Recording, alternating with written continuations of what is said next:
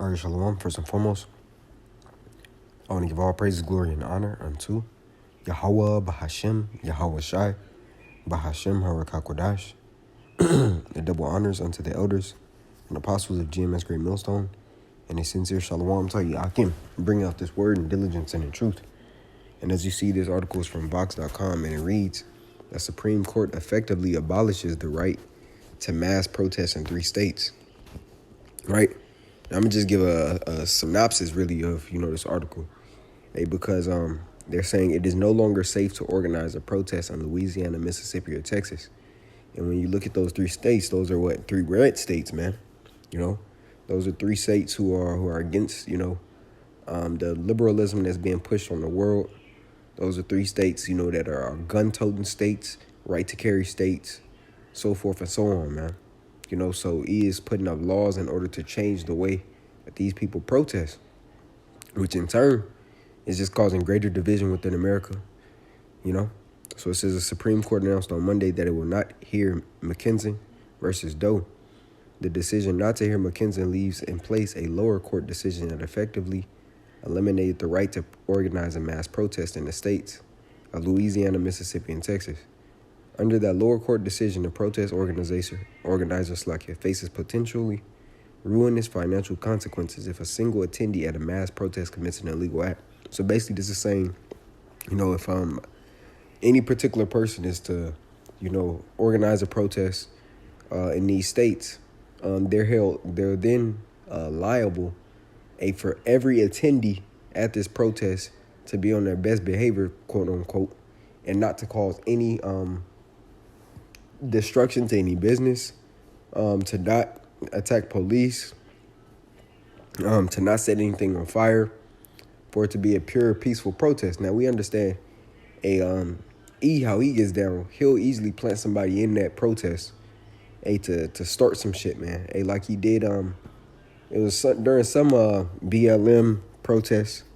He had hired an Edomite agent or somebody, to break into AutoZone to try to set it on fire, to break the windows. And the people reported on him, and they basically called the dude out that was trying to do it. Because Jake wasn't trying to mess with that particular store. They were all leaving it alone, but he hired somebody, or made it someone's job to go and try to break and destroy that business, and once, one brick gets thrown, so to speak, or once one window gets smashed, the rest is going to follow, man. The whole building is going to be destroyed. Same with how he dropped them bricks off during that protest so people could pick them up and smash it, man. So, we understand that this devil, he's a deceitful person, man. And he's a snake. So that's all in his nature to try to cause chaos. He gets off on that. It says it is possible that this outcome will be temporary. The court did not embrace the United States Court of Appeals for the Fifth Circuit's decision attacking the First Amendment right to protest, but it did not reverse it either. That means that at least for now, the Fifth Circuit's decision is the law in much of the American South, right? And we understand the South is heavily against, all the BS that's happening right now. These are the same conservative states or the red states that are fighting against, a bunch of the government's BS. Nevertheless, who they look towards as their leader, their official ace, is still the same government that's working. Whether it's the left wing, right wing, it's the same bird, man. Whether you're voting blue or red, you're still voting under a system that's going to press you and bite you in your ass, so to speak. It says it is possible. It says for the past several years, the Fifth Circuit has engaged in a crusade against D. Ray McKenzie, a prominent figure within the Black Lives Matter movement who organized a protest near a Baton Rouge police station in 2016. The facts of the McKenzie case are unfortunately quite tragic.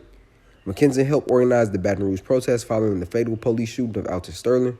During that protest, an unknown individual threw a rock or similar object at a police officer. The plaintiff in the McKenzie case, who is identified, only as Officer John Doe, sadly the officer was struck in the face, and according to one court, suffered injuries to his teeth, jaw, brain, and head. And we know E is going, he's going to beef up, all the injuries, to make it seem worse than what it is, because these officers, also have helmets on and shit, But nevertheless, I want to pop into the precepts, hey, because this is the most important part. This is ultimately Isaiah 19 and 2, right?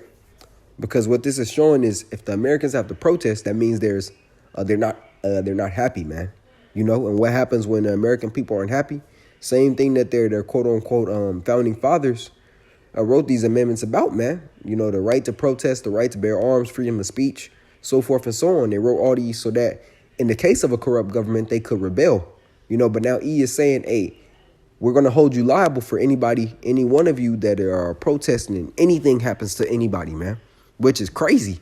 You know, so it's basically clamping down laws on protesters, man, and trying to hold somebody liable, anybody liable financially, you know, for whatever happens. This is Isaiah 19. It's like in 2, you know, because the people at these protests are all typically of one mind, right? This is Isaiah 19 and 2.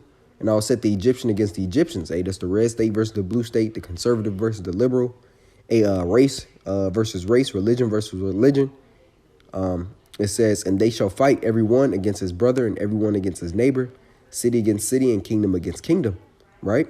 And the spirit of Egypt shall fail in the midst thereof. And that's what we're witnessing. See, because in the South, they're only going to do so much talking, man.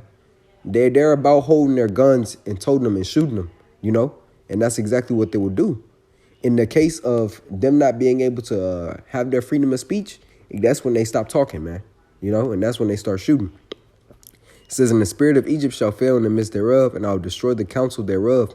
And they shall seek to the idols and to the charmers, and to them that have familiar spirits, and to the wizards, right? And that's ultimately, you know, Esau going into, you know, the left hand in order to get answers and to seek signs, man.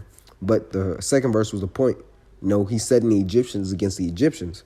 I want to grab another scripture because this is also, as the scripture says, Salak. Salak. This is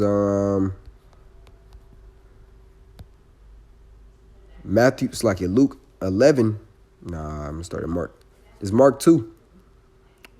Mark 3. This is Mark 3. Salak.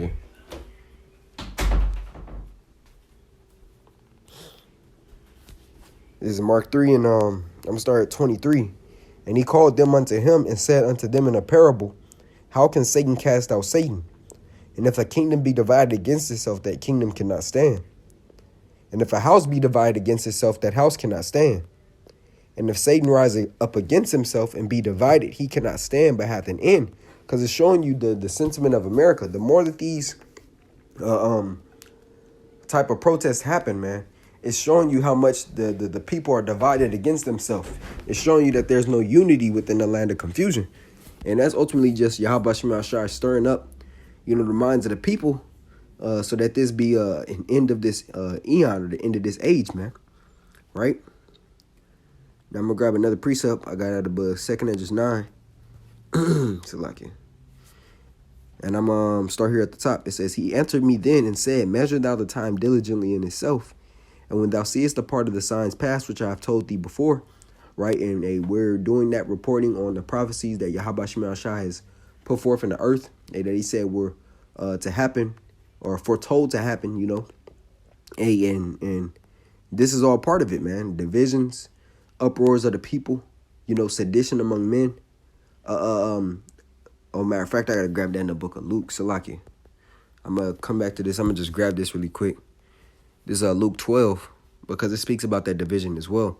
And we seen a lot of that division in the time of the demic. We also seen that in, you know, with the riots in terms of the January riots with Esau marching into the Capitol. You seen that in the demic. You seen that in the riots. You seen it with the jab, you know, the division, man. Matter of fact, yep. It's Luke 12 and 51. Suppose ye that I am come to give peace on earth? I tell you, nay, rather division. For from henceforth there shall be 5 in one house divided, 3 against 2, and 2 against 3. The father shall be divided against the son, and the son against the father, the mother against the daughter, and the daughter against the mother-in-law against her daughter-in-law, and the daughter-in-law against her mother-in-law. right? So even in the midst of protests, you know, how they were reporting on people and telling them, hey, my family member, my dad is out here doing this. My uncle is doing this. I seen his face on the news. And they were persecuting and it's like prosecuting them, you know, sending them to jail, getting them fired from their jobs. Hey, well, this is all in the same. So they're putting up more, barriers for the people to express themselves in protest, which means that you're going to have many more people who are opposing what they're doing, especially if they're against the cause. And they could just rat out their family members again, say they helped, helped organize the protest or whatever the case may be. And that's just another person, another face to put the blame on. Now, this article is very long. You know, I read probably 3/4, 75% of it. You know, but then I stopped because it was, basically going into a bunch of different court cases. Here you see, they spoke about the MAGA infused court. Continuing, but yeah, I want to grab this in the book of 2 Esdras 9. And I'm going to read this. This is 2. Then shalt thou understand that it is the very same time wherein the highest will begin to visit the world which he made. Therefore, when there shall be seen earthquakes and uproars of the people in the world, and that's exactly what we're seeing, then shalt thou will understand that the Most High Yahweh B'Hashem Yahushai spake of those things from the days that were before thee, even from the beginning. And we understand these are just all, as you could say, checkpoints, unto prophecy. Because even with the Iran and Israel, ordeal, man, the chaos that's happening in the Middle East, we understand that, yeah, even though they're fighting, drone strikes drones have been sent over both ways. A number of people have died. The MOTB still has to be made mandatory, which is the end all be all before, the thermonuclear missiles are shot off from one end of the world into the other, right? So, we understand persecution still has to happen. So it's still a number of things, a number of prophecies that have to take hold, man. But nevertheless, this is just going to spark worse protests, man, because it's going to come a point to a time where they're not going to be able to put a name on a particular person that's protesting, because there's going to be so many people who out there breaking shit, man, or setting shit on fire. And E is going to get to the point where he's not talking anymore, man. He's going to fight against his government. He's going to tell you that his fathers fought for this country and that they fought for the right for him to bear arms and for him to get down with the law enforcement and get down with the government if they don't deem them as fit for the people. And that's exactly what E is going to do, man. So he's going to start shooting, so forth and so on. When you seen that movie Civil War, that's exactly what it was about. Parts of the countries or portions of the country were unhappy with the way that everything was being run. So you know what they did? They took matters into their own hands, bared arms, and fought as they seen fit, right? So that was just a precursor for what's about to happen as well. I want to make this lesson too lengthy. I want to give all praise, glory, and honor unto Yahweh B'Hashem Yahushai B'Hashem Harakakodash. Double honors unto the elders and apostles of GMS Great Millstone, and a sincere shalom to Yaakim bringing out this word in diligence and in truth. Shalom.